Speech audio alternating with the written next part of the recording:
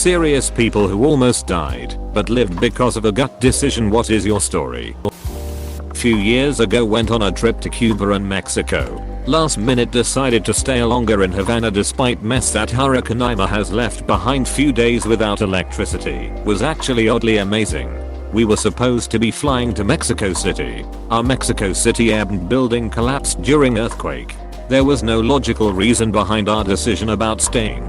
I just proposed it, and my partner agreed. Crazy. I was traveling in the Philippines in northern Luzon. That is the part always hit hard by typhoons. It was just the beginning of rainy season. I was in Banor and was planning to go up north to Sagada the next day. Saturday. The Lonely Planet writes about this route as the scariest road in the world. It is solid mountain on one side and deep on the other. There was a jeepney scheduled in the morning and one in the afternoon. Everyone who knows me knows that I'm not a morning person, and if there is a later option, I'm definitely taking this one. On a whim the night before I decided to leave earlier and take the 8 AM jeep.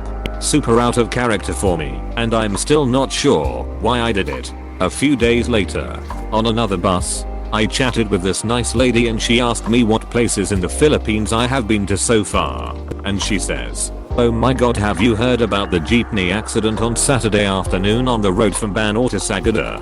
So apparently the jeepney I planned to take came upon a mountain slide, lost control and went down the side of the mountain. 10 people died. No one survived.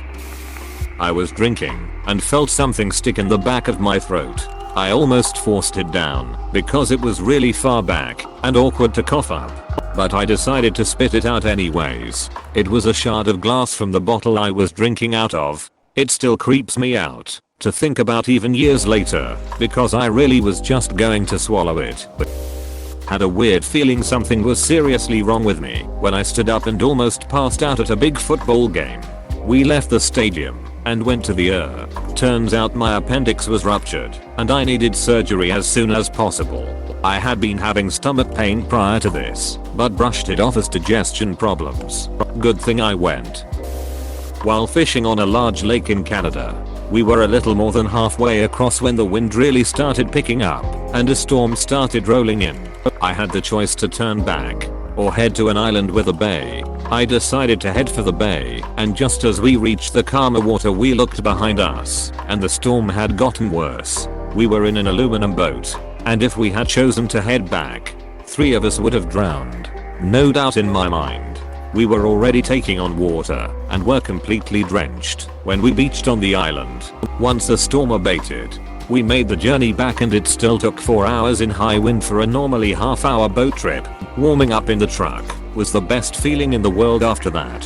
When I was 12 years old I went to stay back in my hometown. We had moved to a town 3 hours away with a friend and his family. They rented canoes and we trailered them to a spot in the Cedar River. We were going to put these canoes in and float back into town and get off the river before the multiple low-head dams that are in downtown Charles City, Iowa. This was in 1993, the year of the massive floods. Other rivers were already out of their banks across the Midwest.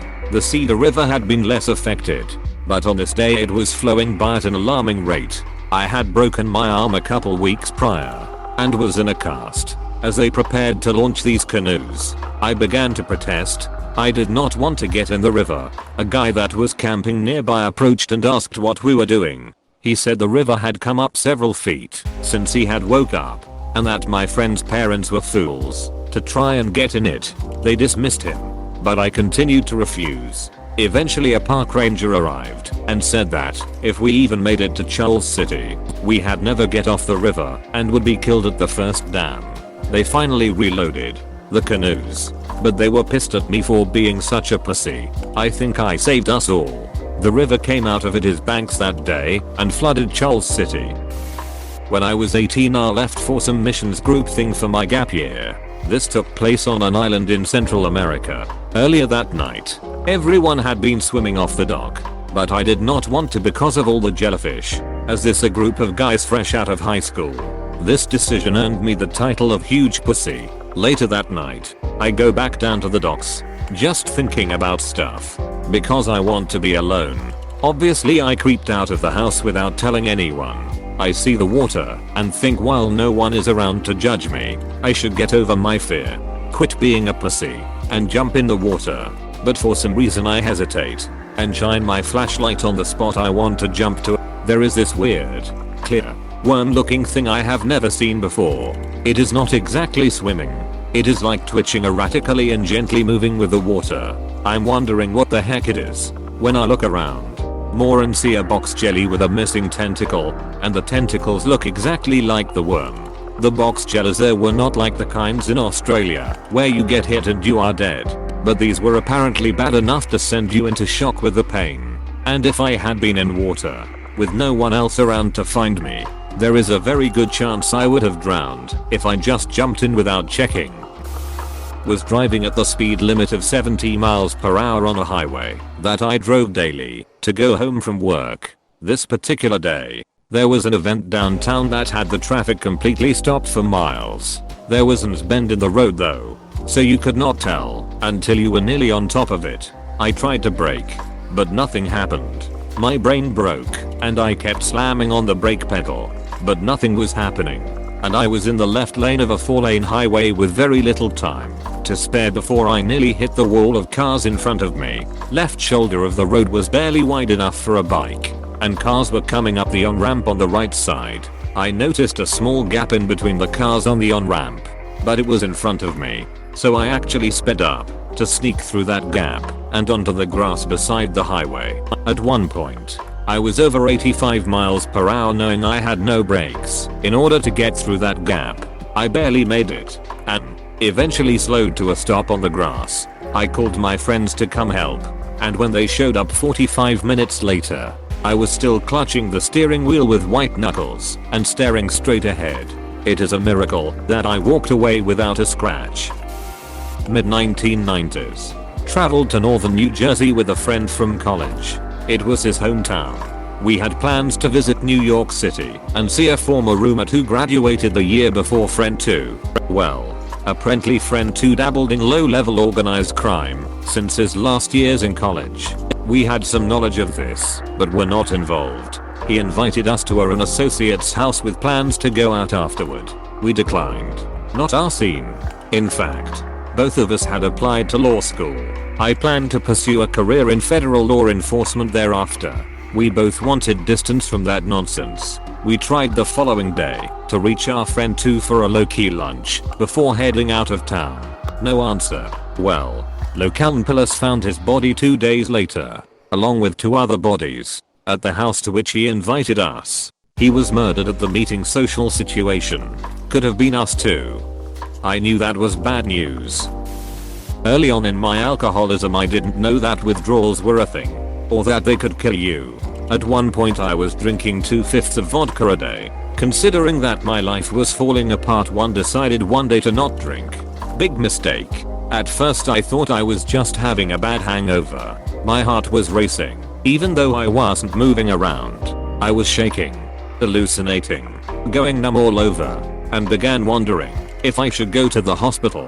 By the time I got there my heart was beating about 170 per minute while at rest. The doctors acted very quickly, and I just remember being surrounded by people, them stripping me, shoving and forth in my neck, and yelling here's gonna seize. After the first seizure I was so messed up they kept hitting me with Ativan over and over because it wasn't working fast enough. Later on, in the ICU, the docs told me I should not be alive, and that they gave me enough Ativan to put down an elephant. When I think about what would have happened had I not gone to the hospital, it makes me sad that I wasn't more educated on the dangers of quitting drinking cold turkey. I was walking with a friend back to his house, and I had that something do not feel right. I noticed some dudes walking around in hoodies all with their hands in their pockets. Now I'm an idiot, I know what is gonna happen.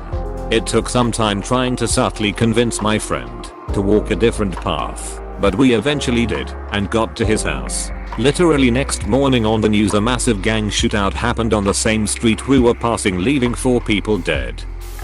When I was like 13 I got in a bad skiing accident. I accidentally went down a double black diamond course, the hardest one, and got out of control.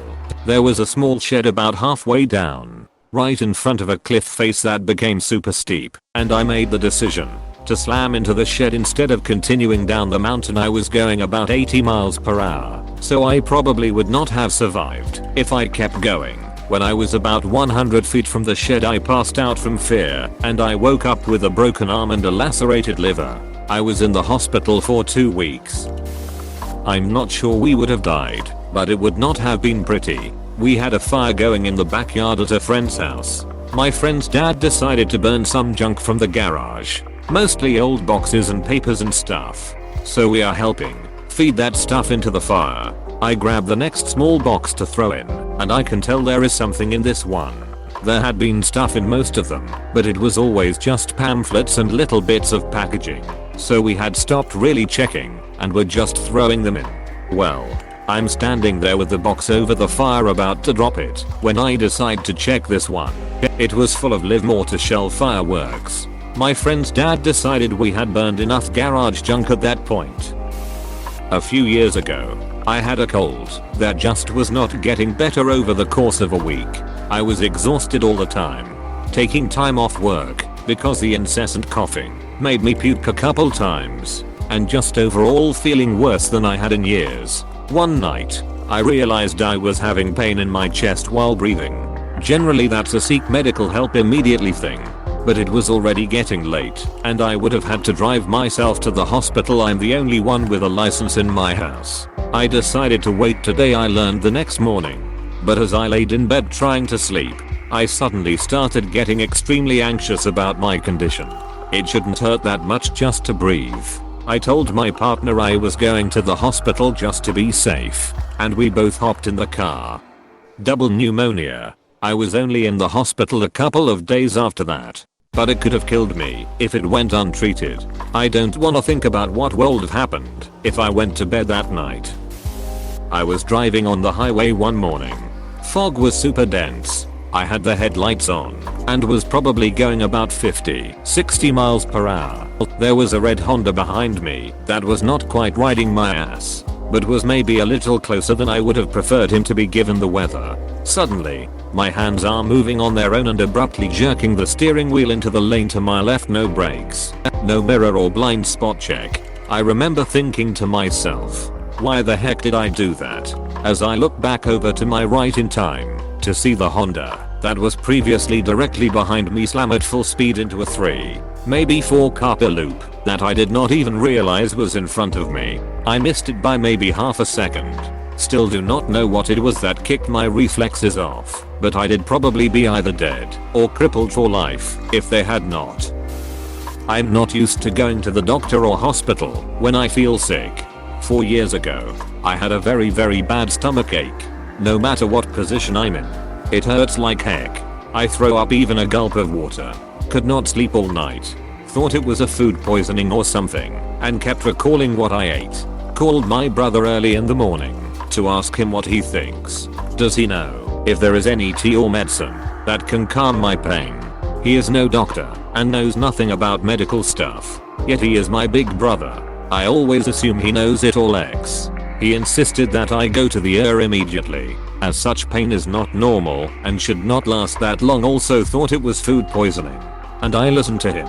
Turns out it was appendicitis. I had the surgery and all went well, but had I waited more, things might have turned out really bad. Moral of the story: something wrong, check a doctor.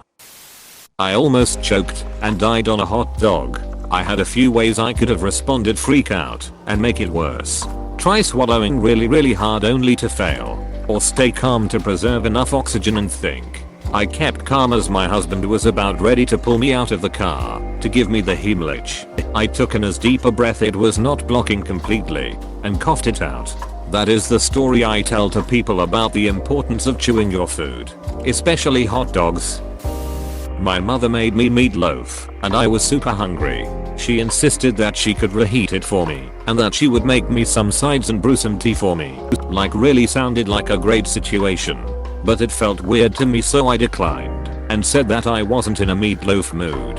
Her response: oh well, perhaps that's for the best. I did use a lot of Worcestershire sauce when I made this. Worcestershire sauce is made with anchovy and I'm allergic to fish. I was riding my bike to school as normal when I was about 12 and I stopped at a crossing. All the cars stopped, but I felt that something was off and waited a little longer. As soon as I started to cross, there was a flash of green as a Range Rover speeded past me barely a hair from the front wheel of my bike.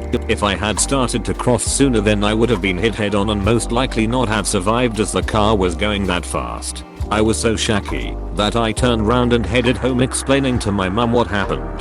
As I was still shaking, she believed me and made me a hot chocolate.